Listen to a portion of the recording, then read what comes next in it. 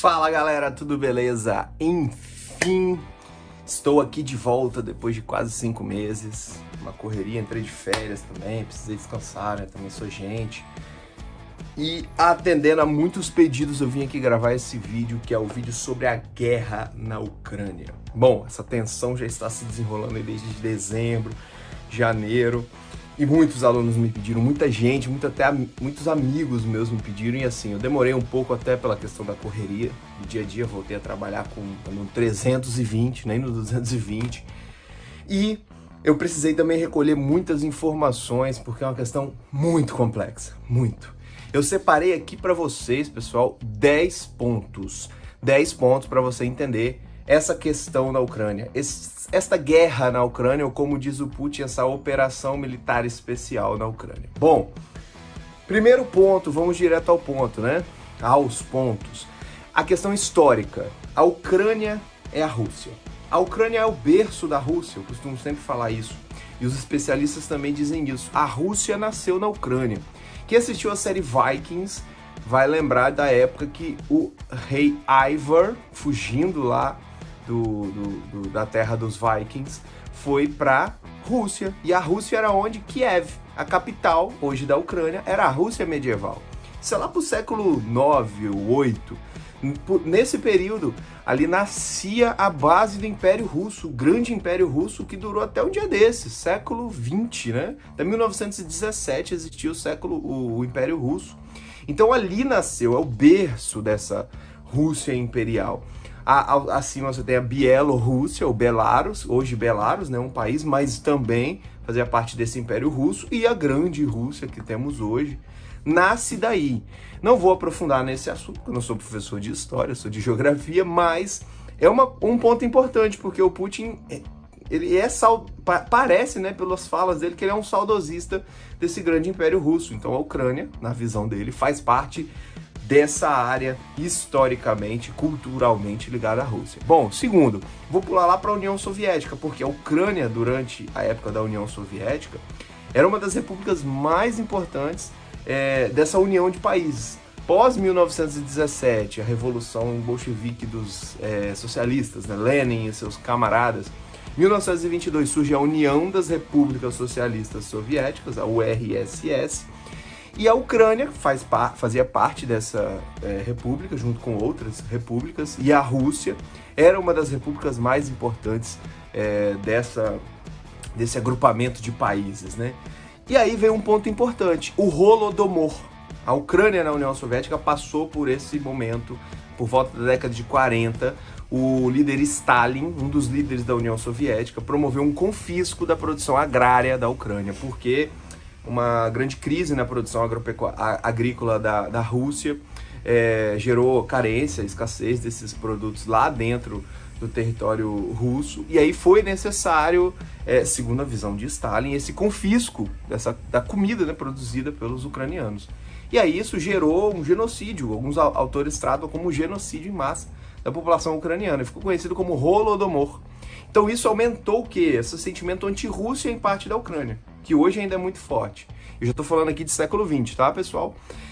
Terceiro ponto, o fim da União Soviética. É um momento muito importante. 1991, Mikhail Gorbachev, o último líder da União Soviética, renuncia ao cargo e Boris Yeltsin assume o poder. Muito importante esse momento, porque a Rússia decide manter a influência nos países que faziam parte da União Soviética.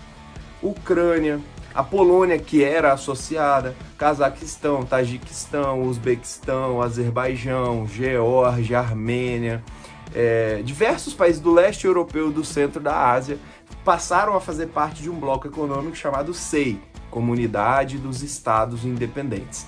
3 países que eram da União Soviética não fizeram parte da SEI: Estônia, Letônia e Lituânia, os chamados países bálticos.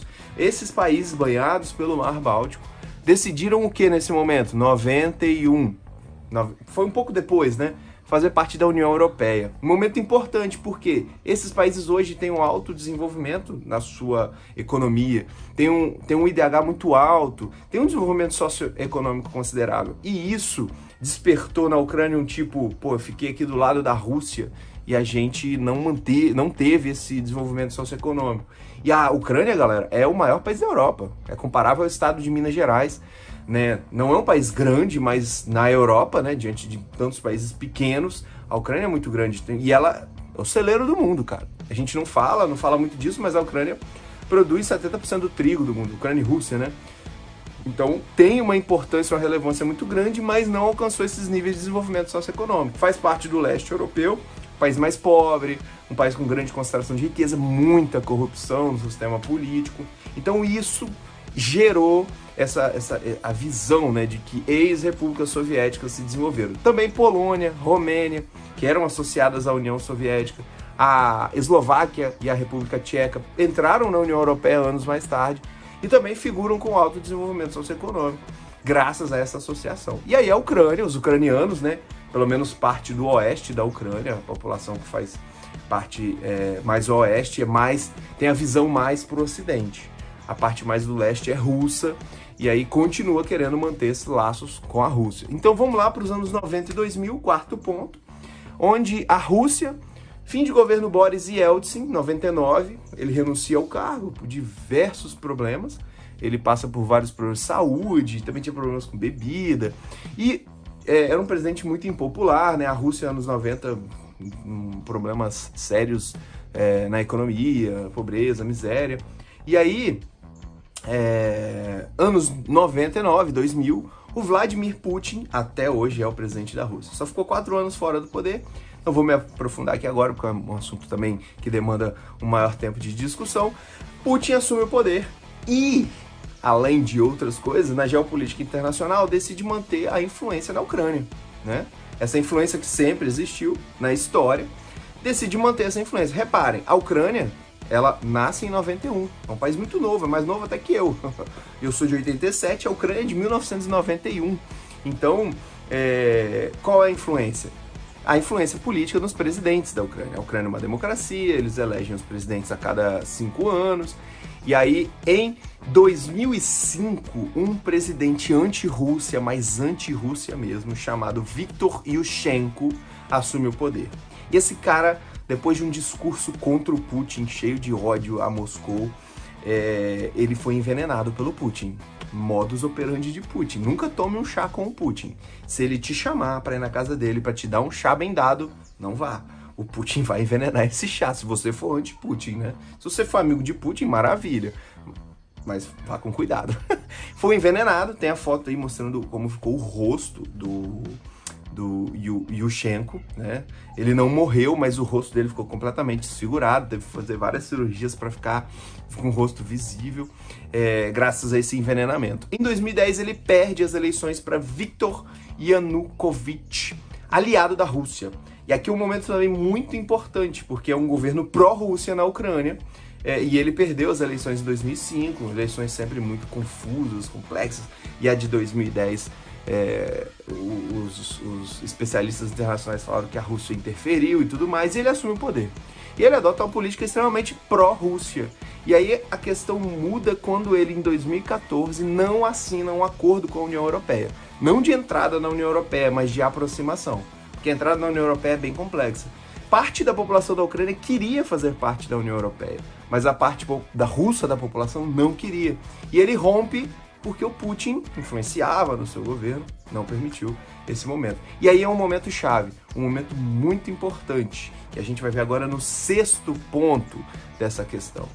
Nesse 6º ponto, pessoal, o que a gente tem que observar? Em 2014, começa a questão da história recente mesmo da Ucrânia. Começa o Euromaidan, ou Euromaidan, na Ucrânia. Diversos ucranianos saíram às ruas para quê?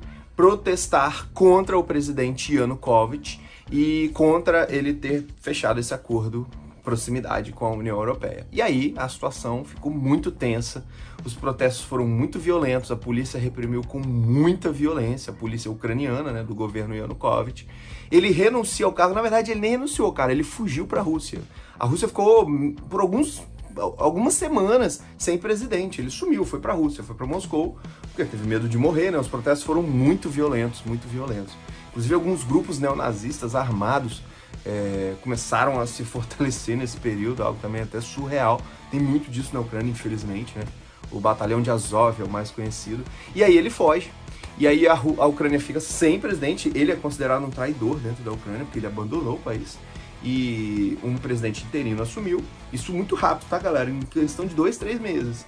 E aí novas eleições foram feitas e o Petro Poroshenko vence as eleições. 2014, novo presidente na Rússia. Anti-Rússia. Perdão, na Ucrânia. Anti-Rússia. Assume o poder. E aí o Putin, rapidamente, em um mês, faz o quê? Um plebiscito na Crimeia. 90% da população da Crimeia vota por fazer parte da Rússia.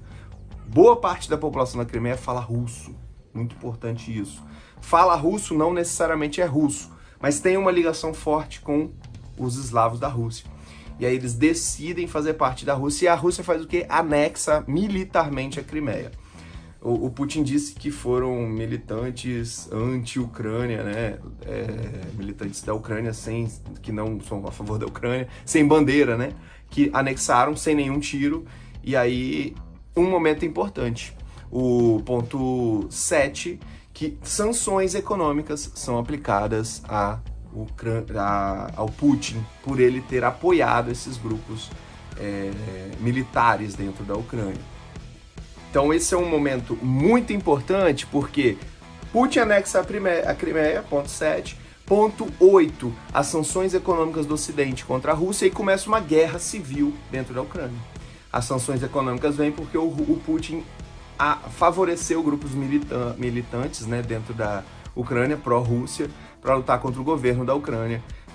E eles desejavam uma maior proximidade, né, Rússia e Ucrânia. E começa uma guerra civil dentro da Ucrânia, terrível, matou milhares de pessoas, chegou até a parar a UEFA, nem os jogos do Shakhtar Donetsk, de alguns times da Ucrânia que são muito famosos, faziam parte da Champions League, da Europa League, acabaram nem acontecendo dentro da Ucrânia, foram para outros países, Polônia e tal, países próximos ali,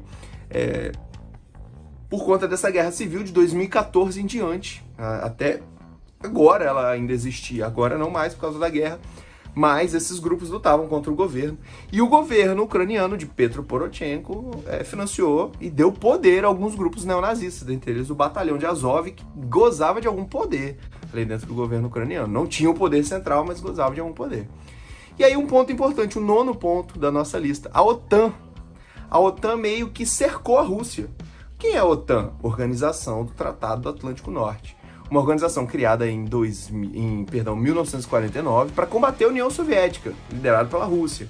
Em 1955, a Rússia, a União Soviética, funda o Pacto de Varsóvia. Nessa época, a Polônia era aliada da União Soviética. Varsóvia é a capital da Polônia, né? E os dois grupos lutavam por áreas de influência no mundo e eram organizações militares prontas para um conflito, inclusive com armas nucleares. E a OTAN, ela nunca deixou de existir. O Pacto de Varsóvia não existe mais, mas a OTAN continua existindo. Qual é a função da OTAN hoje em dia? Essa é uma grande questão a se colocar. Acabou a União Soviética, a OTAN devia ter se dissolvido. Ela não acabou, inclusive ela se expandiu. Estônia, Letônia e Lituânia fazem parte da OTAN, Polônia, Romênia. Vários países que eram aliados da União Soviética fazem parte da OTAN e o Putin enxerga isso como uma ameaça. Então, esse é um ponto-chave também. A OTAN ela é responsável também por esse conflito. Também, não sou pró-Putin, jamais. Putin é um criminoso de guerra, é uma pessoa execrável, envenena as pessoas, mas a OTAN também tem responsabilidade. E por fim, 10º ponto, guerra acontecendo agora. O presidente em 2018 que assume na Ucrânia é o Volodymyr Zelensky, o atual, que é um comediante, era um comediante, né, um excelente comunicador, tá ganhando fama mundial aí por conta disso. Ele assume o poder em 2018 e começa essa aproximação e até a entrada da Ucrânia na OTAN. Quando isso surgiu no ar, o Putin falou, opa, peraí, aí não. Ucrânia fazendo parte da OTAN, Ucrânia berço da Rússia na OTAN? Jamais. Isso não vai acontecer, nunca vai acontecer. Putin falou bem assim. E aí, essa ofensiva militar foi montada a partir de 2014. E em 2018 essa ofensiva militar ficou mais forte. Veio a pandemia, óbvio, a guerra civil até deu uma acalmada, mas próximo do fim da pandemia, o Putin decidiu invadir militarmente a Ucrânia para derrubar o governo Zelensky. Não desestabilizar, apenas derrubar o governo Zelensky. Em poucos dias ele imaginava que derrubaria, por isso que ele chamou de Operação Militar Especial, mas a resistência tem sido grande da Ucrânia e estamos vivendo esse momento de guerra. Mais ou menos por conta desses 10 pontos. Acho que o vídeo ficou um pouco longo, pessoal, mas a situação é muito complexa. Eu espero que vocês anotem esses pontos, deixem eles bem elencados direitinho para a gente entender basicamente a ideia do conflito, que é essa. Deixo para vocês também dicas de vídeos de analistas muito importantes que eu ouço bastante. 2 deles, o professor Daniel e o Tanguy Bagdadi, da FGV, professor de economia, o Daniel, e o Tanguy Bagdadi de relações internacionais. Todos os dias eles atualizam como está a guerra. No canal deles aqui no YouTube, Petit Jornal, deixo vocês com o link de uma aula que eles fizeram gratuita sobre Rússia e Ucrânia. Eles têm um Petit Cursos, né? E eles gravaram uma gratuita sobre a Ucrânia, Rússia e Ucrânia. E lá, eles, em 1h40, eles fazem um apanhado maravilhoso sobre a guerra. Muito bom mesmo o trabalho desses dois. Xadrez Verbal Podcast, extremamente longo, mas muito pertinente sobre a guerra.